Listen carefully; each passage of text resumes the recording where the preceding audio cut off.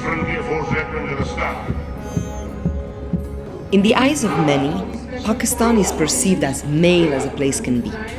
The land of the pure, with its mighty military, its strong nuclear power, and its terrorist attacks. An Islamic republic with conservative family structures, a country ranked by the World Economic Forum second last in gender equality, just above Yemen. A place where public space is mostly occupied by men. And a place where the young generation brags about being the third sexiest on the planet, with the Starboy song from The Weeknd being about to replace the national anthem. So yes, Pakistan is male. Yet, as always, there could not be a single story. This bravado facade seemed a little too loudly proclaimed to be completely true. So I embarked on a quest around the country in order to dig deeper and to understand better the more complex heart of Pakistani men, the perks and the challenges of masculinity, and the honest conversation we were bound to have about it. So I started at the epicenter of it, the old city of Lahore.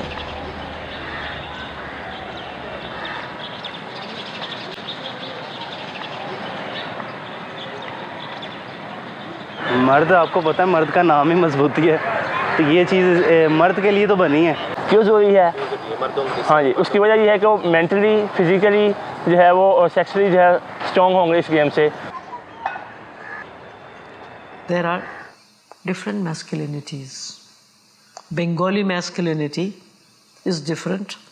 A Bengali man is happily singing Tagore songs, being emotional, whereas the Punjabi masculinity or the Pathan masculinity here, they're very, very different. Somebody with a mustache, somebody wielding a gandasa, somebody with sleeves rolled up, wearing a dhoti, kameez. I mean, the biggest for me as a Punjabi would be Sultan Rahi. He was an actor, he was the sort of Punjabi action hero.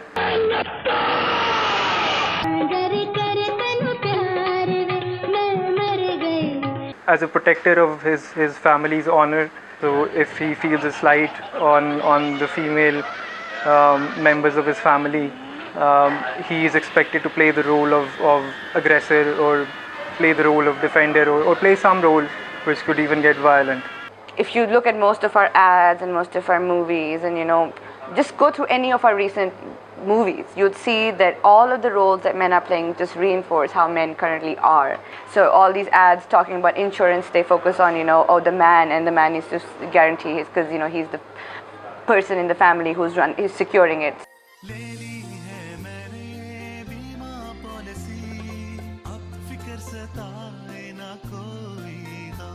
There's this movie, Ye Jawani Phir Nahi Aani. And before it came out, I read this review of it. I didn't go see the movie. Everybody was raving about it. They said, it's great, it's a comedy movie, you should all talk about it. So I went to watch the movie. The movie was hilarious, it was really funny.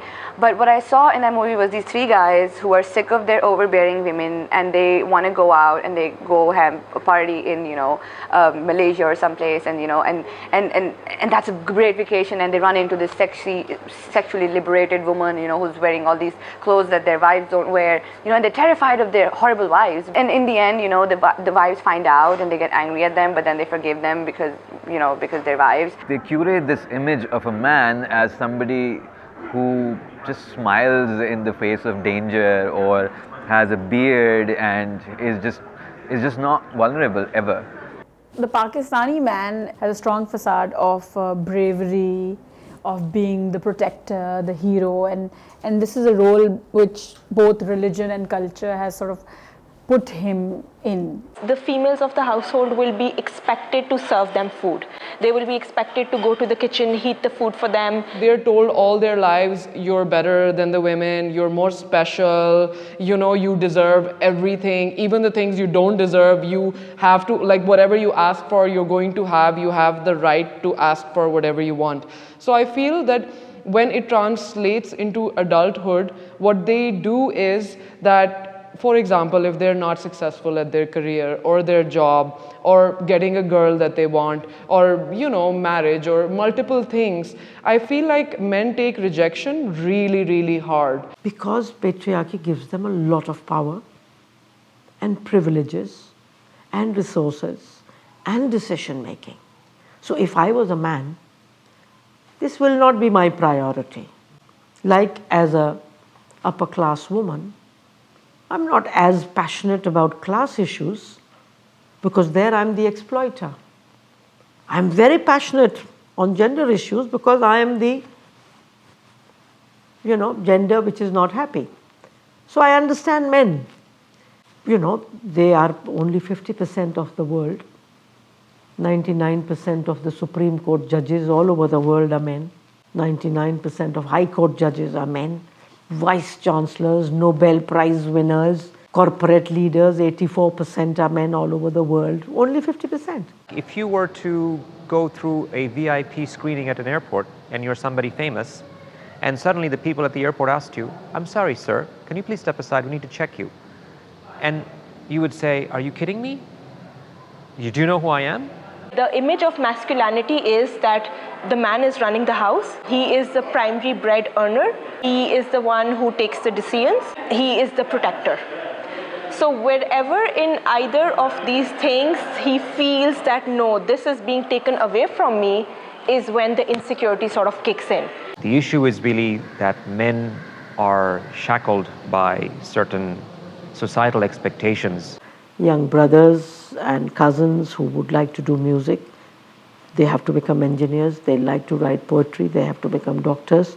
I feel like there's a constant pressure on him, and not just to supply the basics in the house, but like if the wife wants to go shopping or, you know, somebody needs something else or the kids' education, it's like, I mean, come on, that's a really huge burden to be on one person, you know? I think the first word that a child hears is no, don't do this. I think that is what the child grows up with.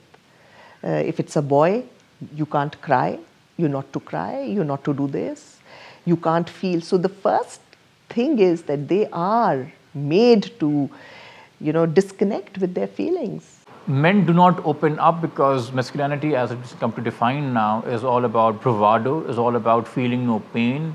There's a very famous line from an Indian movie, "Mard ko dard nahi hota, man feels no pain." कि मर्दों को दर्द नहीं होता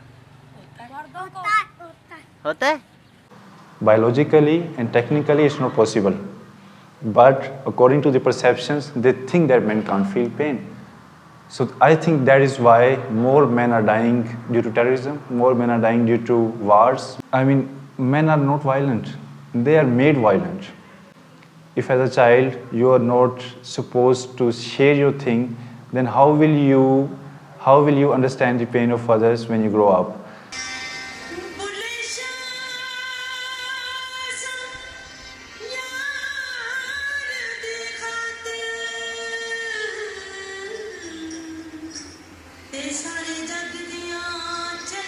The man box in Pakistan is associated with power, authoritative approach, and a lot of responsibilities, and obviously the personality or aroma, which is very strong. And you know, so if somebody is like not matching with the standards of that man box, it definitely creates problem for them.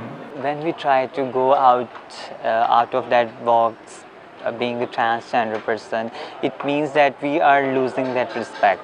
First of all, masculinity is a social definition. It is gendering. It's nothing to do with the biology of men. All men are not masculine, and some women in today's world trying to get power in this existing system are becoming masculine. लड़कियों के साथ बैठी हूँ, लड़कियाँ आई हैं मेरे घर में बैठी, मैं दुल्हन बन के बैठ गई हूँ, सुर्खी बना लगा के। बाहर से मेरे भाई आते थे, मुझे मारने लग जाते थे। मैं तंग आ जाती थी इन चीज़ों से। सहेली मुझे साइमा मिली, मैं उसके साथ अपनी दुनिया में आ गई थी, छोड़ दिया था मैंने। अपने ख्वाजा सराह में रहती हूँ, बहुत खुश हूँ, अपनी ज़िंदगी जी रही हूँ, इंजॉय कर रही हूँ। I was taught that if you speak about your weaknesses, that means you are not a man enough. And being a man enough was very important. Because if you're a man and you're not a man enough, you are in trouble. There is no acceptability of truth in our society. And when I say truth, truth is your truth.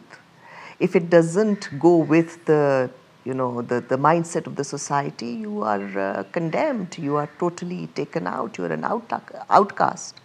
We are afraid of being judged by other men of the clan, of the tribe. We can't be seen as weak.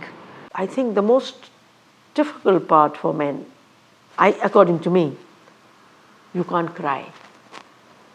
And I think that is just killing them. We women can cry it all out. We women go to friends and say da da da da da da da da da da da, catharsis all the time. Men have no catharsis because masculinity does not allow you to cry. When you were playing sports, you didn't talk about how painful something was, or you didn't even talk about if you had lost a loved one, or if you had if you broke up with a girlfriend, and it wasn't something that you would go to your men for solace, or your male friends. They would say, hey, oh, get over it. But if you'll ask most of us to be expressive, we can't. Even if we try to. We can do this experiment right here. That I can send a WhatsApp, I can send a message that I am depressed in a WhatsApp group where I have all the male friends, and the reply will come in this order, that go kill yourself, and followed by more creative ways to kill yourself. From my family to my girlfriend to my friends, when somebody tells me that they need to discuss an issue, I start getting panic attacks. So we're the kind of people who like, tell me the issue, we'll sort it out. We cannot discuss it. The two-way argument about an issue, no. No matter how, no matter what it takes to do it. But talking about it is no. I really want to do it, but I can't. Men are afraid of most, I think, are of their emotions and expressing them, getting in touch with them. They think that they would lose control. And again, the control is something that we as a nation are control freaks. We need to control everything in our lives. So with men, I feel the same way too, that sometimes they want to talk about their feelings. Number one, they're not used to.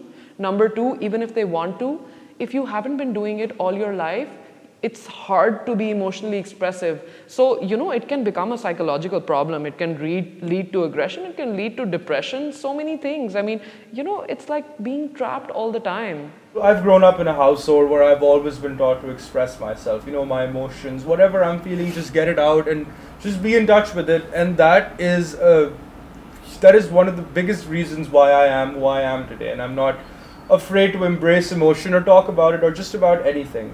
But for most men, they are so afraid of what lies inside of them that they repress it, they push it away. So how will they know what happiness is? How will they know what any tangible emotion is? I mean, how will they know the extent to which emotions are important, what make us human? It's sort of dehumanizing what men do to themselves over here. 1 million people commit suicide every year, not in Pakistan, in the entire world. And out of those 1 million people, 7 lakh are men. And 90% of the suicides are because of depression. And why is no one talking about it? It's a bigger issue than many other problems that we talk about very often. And I think more men are committing suicides. More men are not talking about their problems because they are men. If they were allowed to cry, if they were allowed to share their feelings, if they were allowed to show their inner side to others and not being threatened in return, then I think this situation could have been avoided. So as a man, I feel very concerned about other men who live in this society, who are wearing this mask, who are in the man box, where you can't express yourself, where you can't share your good and bad feelings. You have to be like a robot all the time. That there is a mask on every person, on every man here. You have to take it off and peel it off, I would say, and show your real skin. ये नहीं पता होता कि बाहर क्या है अंदर क्या है, ये बिल्कुल नहीं पता चलता. घर में कुछ और होता है, बाहर कुछ और होता है. बाहर के लोगों के सामने बिल्कुल मीठे होते हैं, हम लोग बहुत शरीफ अच्छे हैं, लेकिन घर के अंदर जो हैं, जो घर के अफराद हैं, वो तंग होते हैं उनसे. Toxic masculinity would be where you want to dominate, you want to control. You are the center of the universe. That's what toxicity is all about. And it's not only linked to terrorism, I feel. Everything which is plaguing this world today, everything, toxic masculinity, hegemonic masculinity, dominant masculinity is behind it. I call it love of power. Bush loved his power, so he could just bomb Afghanistan. The whole world said, Bush, don't do it. Now we have something, the bush has become a huge tree and now it's called Donald Trump. Just look at his language of no caring, no nurturing, no loving. It is fear, hatred, violence. Fear, hatred, violence. So all that is destroying the universe. Mostly men, when you ask them why you did this act of violence, why were you into it, the moment they will respond to you, will come to realize that there is something that they related with their identity. Pakistan as a nation, we had a huge trauma when at birth. So we were born with trauma, with the whole partition / independence, and hearts were broken, scars were made, body, mind, soul, and we never really dealt with that. The biggest anxiety of our state in general is that Pakistani identity is just so confused. The Sayyids, we want to be the Prophet's children and we want to come from Arabia. And everybody that I've asked always says that, oh, but our ancestors came from the Arab countries and they were either the descendants of the Prophet or the Hazrat Umar, or, they connect themselves to the Arabs. And nobody says that, we were the people of this land. I mean, I feel if a nation, kind of disconnects from who they are, from the land that they're living, breathing, eating from, to a land that doesn't even want to own them, doesn't want to have anything to do with them. I mean, how sad would people be? A lot of confusion, and with confusion comes a lot of desperateness, a lot of frustration, because if you're not willing to, it's like a little mouse trapped in a maze. If you look a bit more deeply, patriarchy is also messing up your lives, not allowing you to be free. But when it comes to healthy ideas of how to show your emotions, crying, telling your children that you love them. Fathers and children often have really distant relationships because the mother is the one who's supposed to nurture. So I think what that does is it damages masculinity in the long run, because you are not allowing men to have a full human experience that includes all of these different shades of emotions. So this discussion that involve men's problems, men's issues, should be given more space. And I think it will be given more space because eventually every issue is linked. I mean, we don't live a single issue life. Unless women are free and capable, you cannot be free. Because we don't live in two separate worlds. We have to be together. At the moment, both men and women are suffering in patriarchy. But I think when they are more authentic and when they can talk about their feeling, the connection between the man and woman is so much stronger as well. They would be kinder, they would be more understanding. Things around the society would change. There was a slogan UN Women gave 2 years ago. He for she. We didn't like it at all. we thought again is patronizing. Again, the man is going to protect the she, whereas the time is demanding that he for he. जब मेरा दिल खफा होता है तो मैं दोस्तों को नहीं बता सकता। क्यों नहीं बता सकते? नहीं। मैं जिस तरह शर्म आती है। Men don't have those spaces where they can confide, where they can really talk about their senses of anxiety and fears. And often when they do so, they might reach out to other women because they don't find men in that exact environment. In Pakistan, I want to open a listening school. I want to teach people how to listen to each other. So when you're listening, you're letting go of labels. You're letting go of prejudices, biases. You learn to listen to the real you. And so I'm not just saying listen to the other person, I'm also saying listening to your little child in there, listening to your authentic self. When you are emotional and vulnerable, you are powerful because you've embraced who you really are. And if you have embraced and you're okay, then nobody can make you say that you're not okay. Like providing the space to men to reflect and to really look into their own self and to their own nature, basically. Men have to create spaces to talk about themselves, like we women. I am confident that in Pakistan, at least, there are quite a few men who want to have that conversation. We need other men to encourage them and say it's okay to have that conversation. Is it possible for a man to really fit into that criteria? And what is the cost for that? So that kind of reflection really provides them an opportunity and see, okay, yes, this is a big cost they are paying to be a real man. But in generally, I feel that reflection and that opportunity is missing. The core is a happy core, you see. The core is beautiful, happy, healthy, capable of self-actualization. And so in therapy, we aim to peel off the onion layer by layer and get to the core. Be more okay with each other being vulnerable. So not judge. If a man in your company is prone to showing more emotion or expressing love, do not demonize him for that. Do not judge him for that. Once I took a step back, sort of saw that it wasn't really necessary. It was just the way societies are organized. But I can find my way around it. I don't have to do it.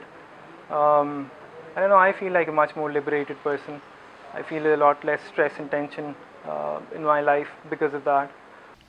Women are today not looking for masters, husbands, controllers in marriage. We are looking for life partners. And we only want life partners who respect us and who love us. And love means caring, love means nurturing. And that they need to see how they are earning for their families. Do they have time for their children?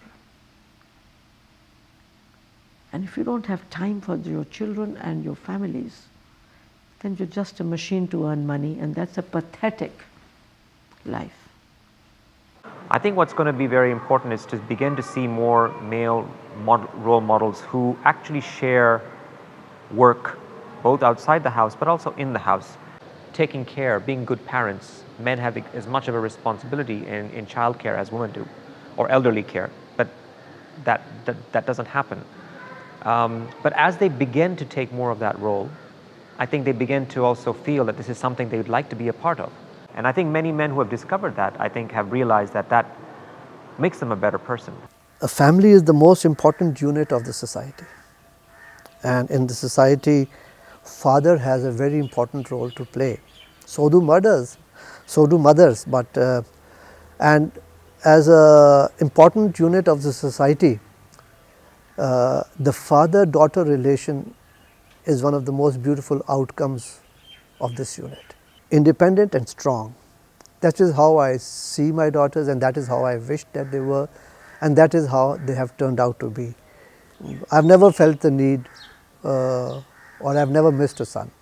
I think they are my strength. They have made me a better human being, I think. That is what I feel. As a parent who's tried to raise kinder or more empathetic kids, I think first of all, what needs to be changed is that respect has to go both ways. And that is something that I have most encountered missing in Pakistan. So reaching through schools and talking about gender. Second, reaching homes through media. Mainstreaming these concepts of gender and masculinities into our education curriculum, particularly that we teach our young kids at a very young age. So if your boy wants to play with a doll, let him play with a doll. If your girl wants to play with something else, let her play. Let them channel their creativity. So I think that masculinity and femininity are strengths. So if you let your children take those strengths up without thinking that there's something wrong with them or it's challenging their gender, I think number one, they will excel at what they do because you're really letting them explore themselves, right? I'd have to say that in terms of current role models that are living, I'd say Barack Obama probably is the one that closest comes to mind. And the reason for that is he's very open and inclusive in terms of how he includes his family in his life. So his kids, his wife, and I think that is actually a good definition of somebody who is masculine. If we talk about India, for instance, we know Amar Khan is doing a great job. I mean, the kind of show he does, I mean, purely talking, I mean, shaking the patriarchal values and masculinity. So in Pakistan, I think we do not find really that public figures, the VIPs and the big names, the icons, who come up and say, I mean, I feel proud to be a feminist. There are men like myself who believe in equality, who believe in justice, who believe in equal rights, who believe more in human values than these identities shaped based on our gender. I'm just getting excited by the idea of a society where men are more in touch with who they are. They know the reasons why they're doing the things they do, and what beautiful creatures they would be then.